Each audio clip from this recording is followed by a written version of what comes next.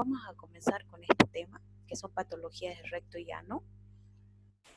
Un tema que entra para el segundo parcial, entonces con esto prácticamente estaríamos finalizando la parte de patologías, ¿no? De la parte gastrointestinal. Hemos visto todo lo que es,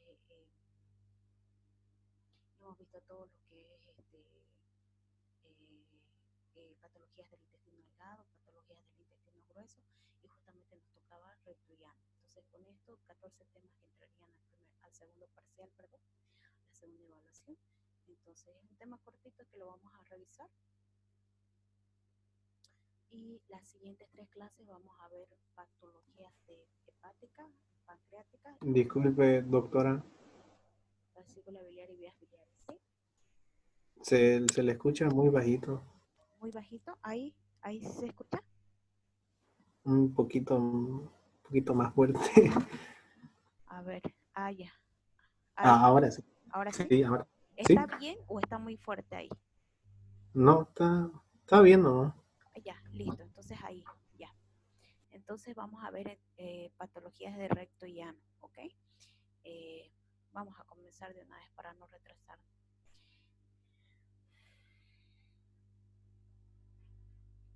Ya.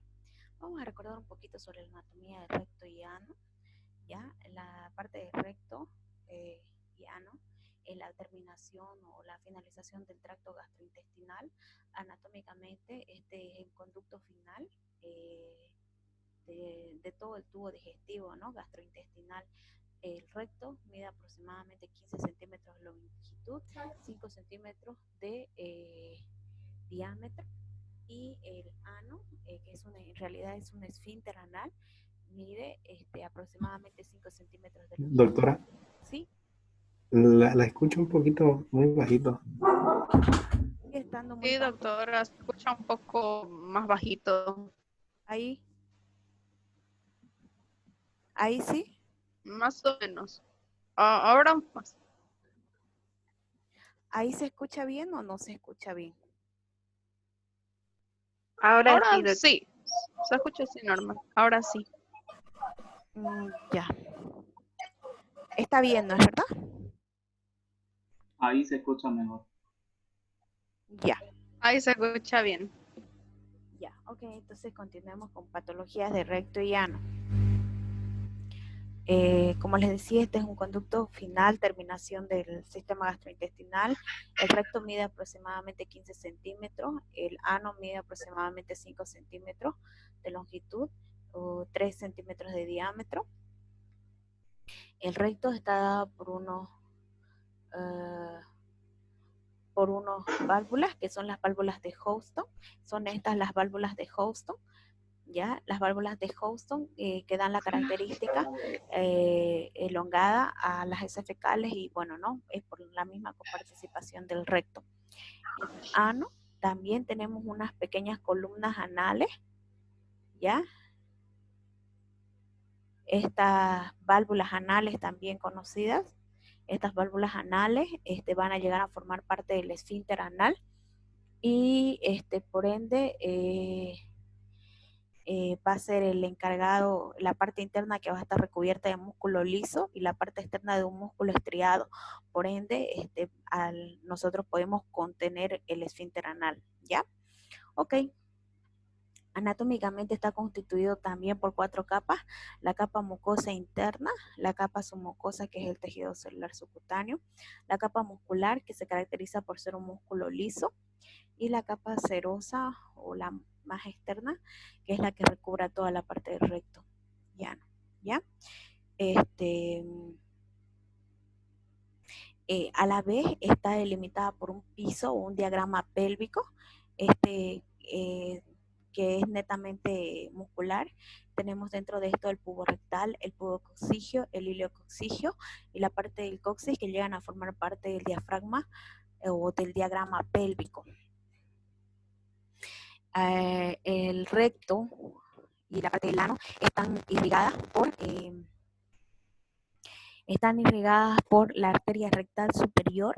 La arteria rectal superior es rama de la mesentérica inferior, si se acuerdan. La arteria rectal media es rama de la de la ilíaca externa y la arteria rectal inferior es rama de la pudenda interna.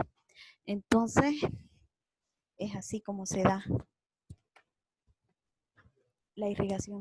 No, ya no. Ok.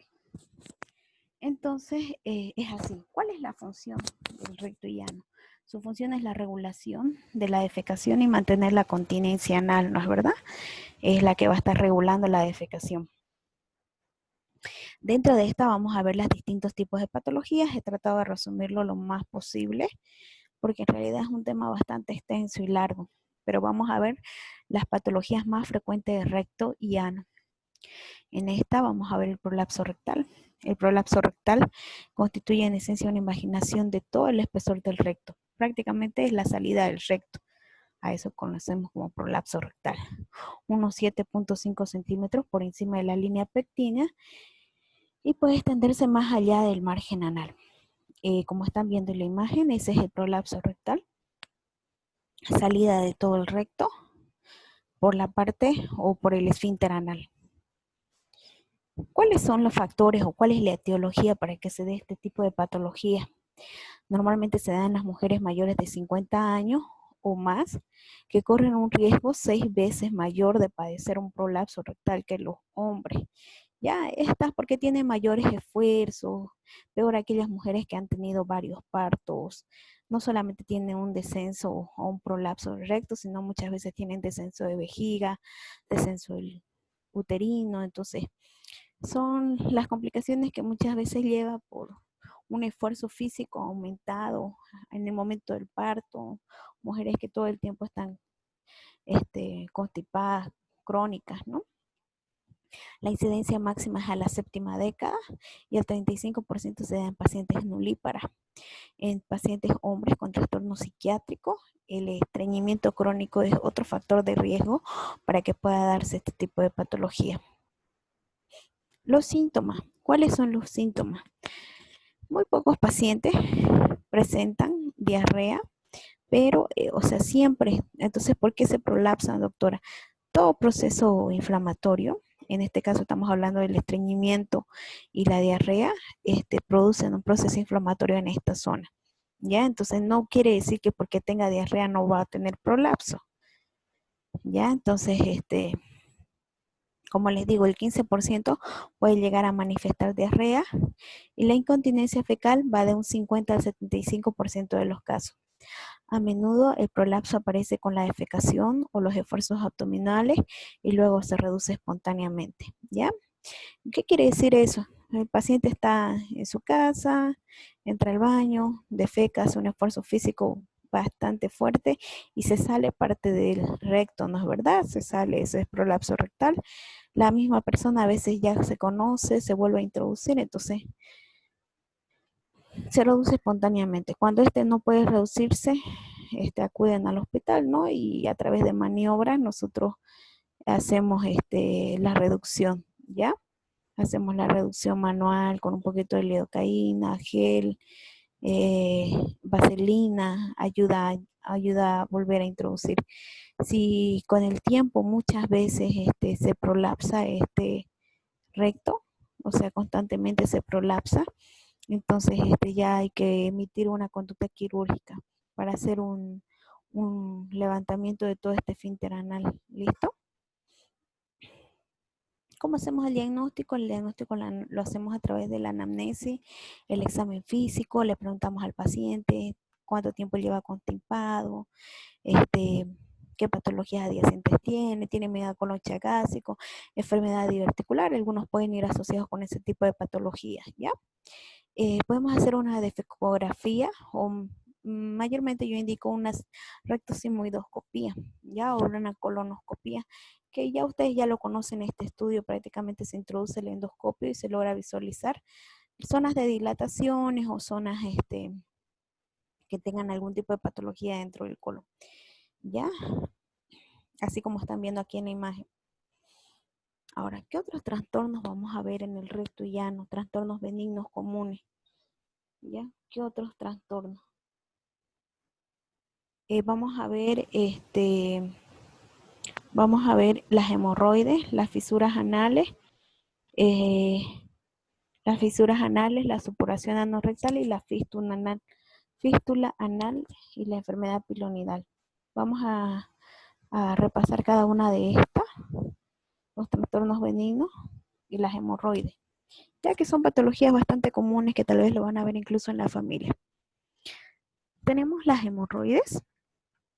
Las hemorroides son dilataciones de los paquetes venosos arteriales o arteriales venosos en la región perianal. Ya, como dice acá, ¿no? Son cojinetes de tejido submucoso que contienen vénulas, arteriolas y fibras de músculo liso localizadas en el conducto anal. Entonces, así como ven aquí en la imagen, esas son las hemorroides. Normalmente son 3 los cojinetes localizados en la pared lateral izquierda, pared lateral derecha y en posición media posterior, y funcionan en el mecanismo de la continencia de las heces. Entonces, ¿qué son las hemorroides? Son dilataciones arteriales o venosas en la parte o en el tejido submucoso de la región anal. ¿Cuáles son los factores de riesgo para que se den las hemorroides? Estar parado, sentado por demasiado tiempo, aquellos pacientes que tienen, bueno, que su trabajo es así, ¿no? Los cajeros, pacientes que están todo el tiempo sentados, ¿no es verdad? O parados, pueden hacer sus hemorroides. Elevación de la presión abdominal, como en la obesidad y en el embarazo, también pueden producir hemorroides, ¿ya? Pacientes que las embarazadas muchas veces hacen, ¿no? Su hemorroide, los obesos por el aumento de la presión intraabdominal. El esfuerzo excesivo al momento de defecar, pacientes que paran todo el tiempo estreñidos, son estreñidos crónicos, tienden a hacer ese con poco volumen y son muy duras, les cuesta mucho, ¿no? Entonces estos pacientes pueden desarrollar con el tiempo unas hemorroides. Y bueno, la mala alimentación, dieta pobre en fibra, igual, ¿no? Entonces, recomendación personal, ¿no? Que consuman bastante fibra todos los pacientes, porque con el tiempo si no pueden comenzar a hacer hemorroides. ¿Ok? ¿En qué alimentos encontramos fibra? Encontramos en el trigo, en la avena, todo lo que son cereales, en eso, ¿ya? Entonces esos alimentos se deben consumir. Ahora, dentro de las clasificaciones, las hemorroides se clasifican en externas, internas y mixtas. Y estas van a depender de una línea anatómica que es conocida como la línea dentada.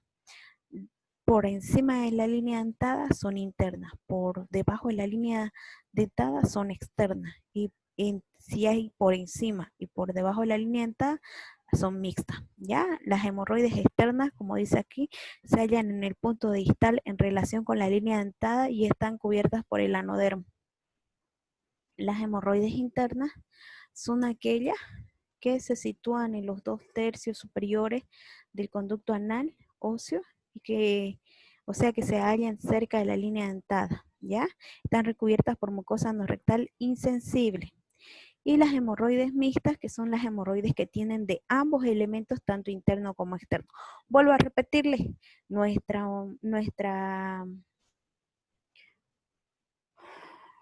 como les digo, nuestra línea anatómica va a ser la línea dentada para nosotros decir si es una hemorroide interna o una hemorroide externa. ¿Okay? Ahora, dentro de las hemorroides, tenemos las hemorroides internas que se subclasifican en grado 1, 2, 3 y 4, ¿ya? Se subclasifican en esto, ¿ya? ¿Cuáles son estas? Ya las hemorroides internas se dividen a su vez, dice, en 4 grados. Grado 1, 2, 3 y 4. Vamos a ver, el grado 1 es cuando sobresalen en la luz del conducto anal y pueden prolapsarse más allá de la línea dentada, pero no se exteriorizan, ya no se salen hacia afuera, pero sí se siente, o sea, si ustedes hacen un tacto rectal van a ver que hay hemorroides internas. Esas son grado 1. Sobresalen la luz del conducto anal y pueden prolapsarse más allá de la línea dentada, pero no se exteriorizan. ¿Cuáles son las grado 2? Las grado 2 se exteriorizan solo durante la evacuación, pero se reducen de forma espontánea. Estas pueden salirse, pero a la misma vez terminan de defecar, nuevamente se introducen ellas de manera espontánea. ¿Ya? Entonces esas son las grado 2. Las grado 3 se exteriorizan de forma espontánea o durante la defecación y requieren la reducción manual. Estas ya con una maniobra manual se vuelven a reducir, ¿ya?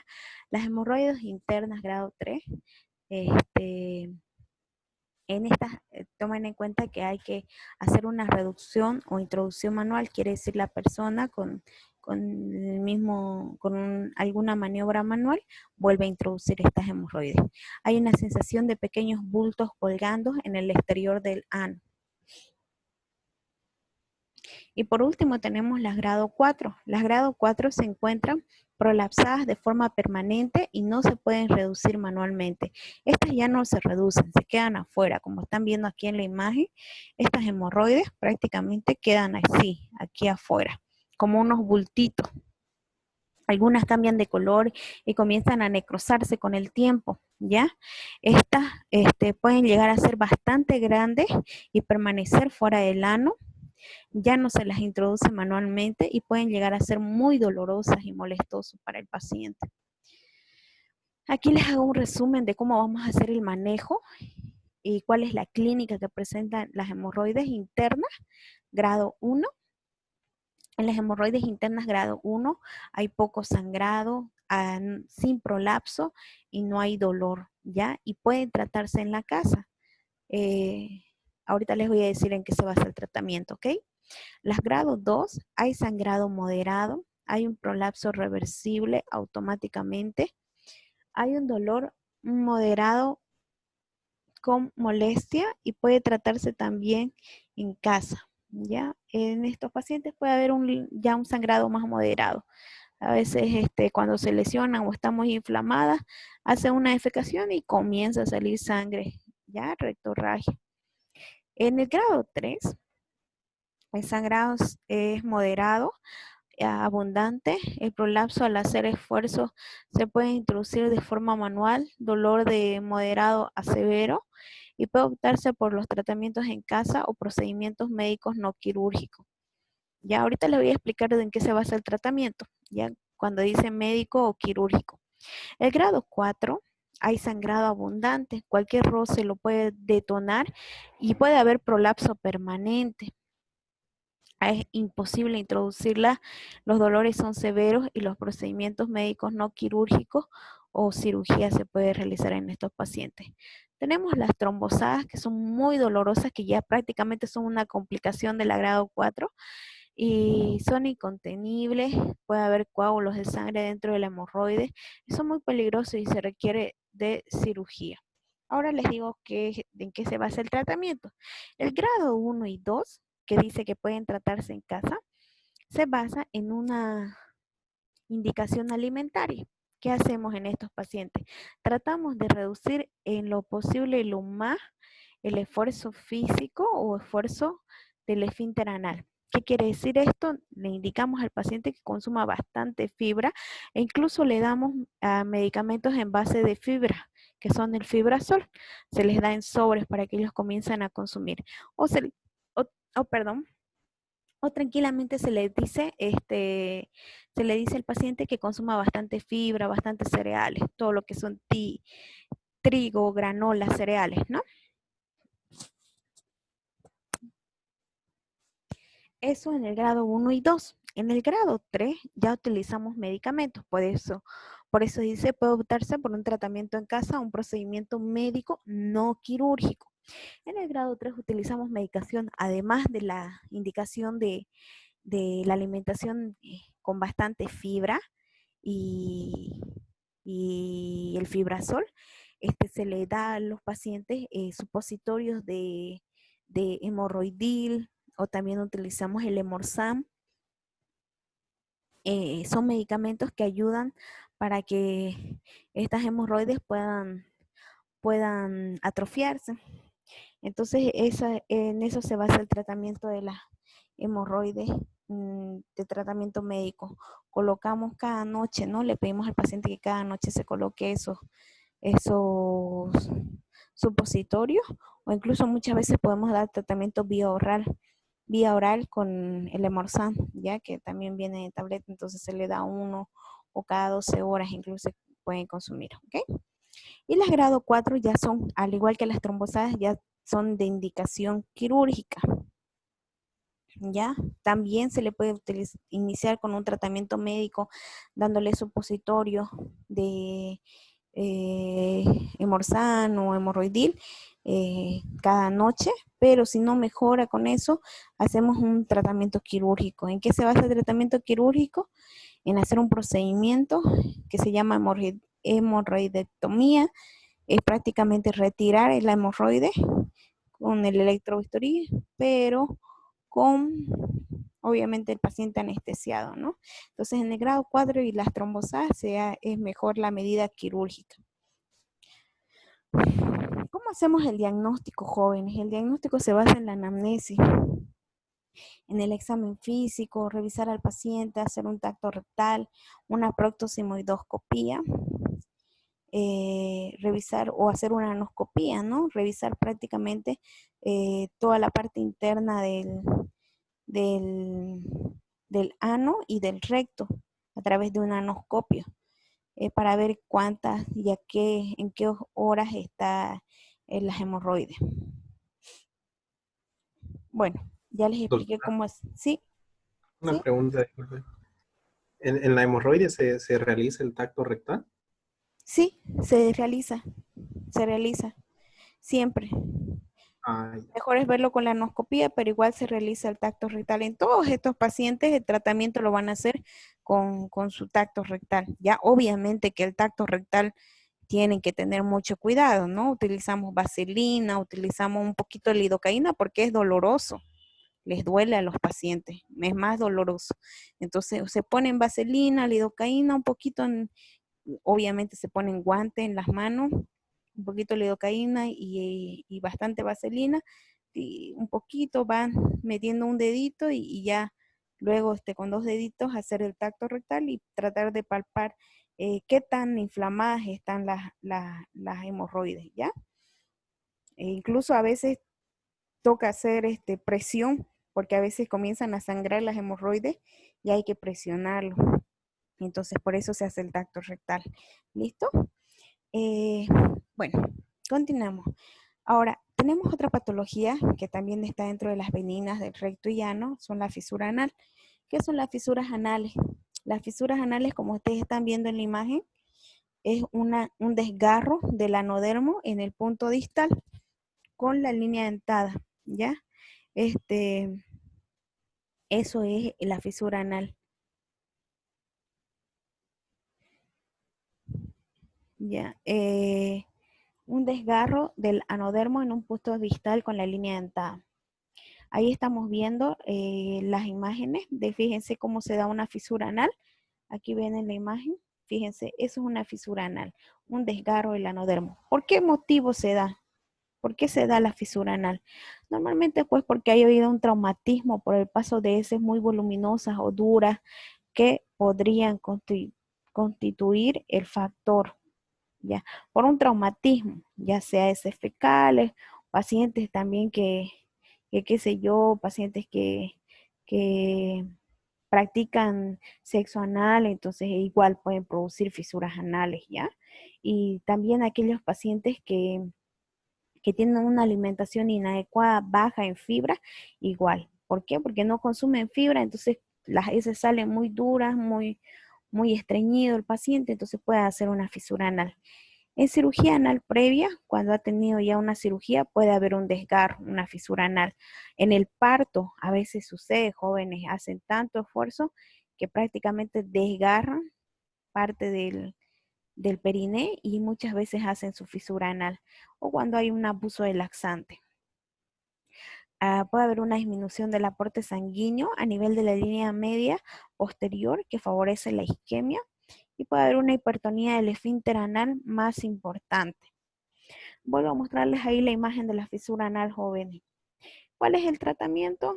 Bueno, la fisura anal antes de esto puede ser aguda, como también puede ser crónica. Cuando la fisura anal es aguda, a veces se puede hacer un tratamiento, ¿no? ¿Cuál es el tratamiento de la fisura anal crónica que no lo he puesto acá? Bueno, depende de qué grado, ¿no? Porque también estas se clasifican en grados. Cuando no compromete la parte muscular, no pasa nada. Se hace solamente baños con baños, baños de vapor con manzanilla, óleo, propóleo, ¿ya? Y se realiza eso, solito va sanando, va cicatrizando. Pero cuando ya compromete una fisura grande, que compromete el piso muscular, ahí es necesario hacer unos puntos de contención para que no haya una sobreinfección, ¿ok? El absceso perianal. ¿Qué es el absceso perianal? El absceso perianal es otra patología de la región rectoanal. Esta se caracteriza por ser una infección que se origina en el plano interesfinteriano, casi siempre en una de las glándulas anales. Son pacientes, bueno, es una infección de esta región, pero esta infección de esta zona mayormente se da en aquellos pacientes que son inmunodepresivos, como quienes, los pacientes con VIH-Sida, estos pacientes, a veces estos pacientes con VIH-Sida que todavía siguen practicando sexo anal, entonces igual pueden producir este tipo de patología. ¿Y quiénes otros? Pacientes diabéticos. Los pacientes diabéticos también, como son inmunodepresivos, pueden hacer un absceso perianal. ¿Cómo lo vamos a diagnosticar? Se caracteriza por dolor, fiebre elevada, a menudo de un proceso inflamatorio palpable. Nosotros palpamos y ahí se ve una tumoración, un absceso, ¿no? Bastante caliente, bastante brillante, ¿no? Puede afectar cualquier espacio anorrectal.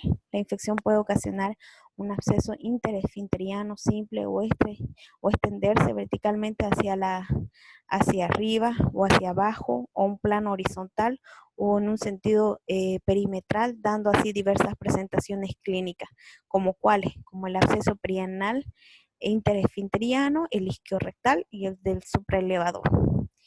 Son las tres zonas que pueden extenderse. ¿Ya? Entonces vuelvo a repetirles, ¿qué es el absceso? El absceso es una infección de esta zona, mayormente se da por el Staphylococcus aureus o el estreptococo.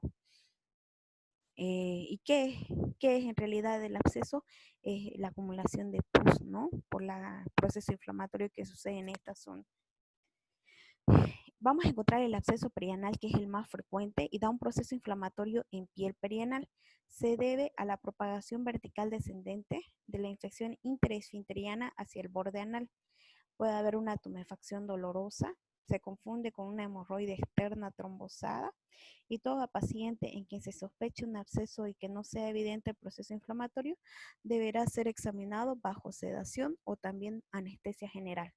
Entonces, estos jóvenes, ¿cómo hacemos el tratamiento? Vuelvo a repetirles, el mejor tratamiento en estos pacientes es, si el absceso está iniciando recién, damos antibióticos, incluso se puede manejar vía ambulatoria, vía oral. Pero si el paciente ya tiene fiebre, hay leucocitosis, y nosotros observamos la tumoración, entonces en estos casos es mejor internar al paciente y colocar triple esquema, una buena antibiótico-terapia. Si nosotros vemos que además de eso la tumefacción es bastante grande, bastante extensa, lo mejor es realizar un drenaje de este absceso para que el paciente pueda mejorar. ¿Okay?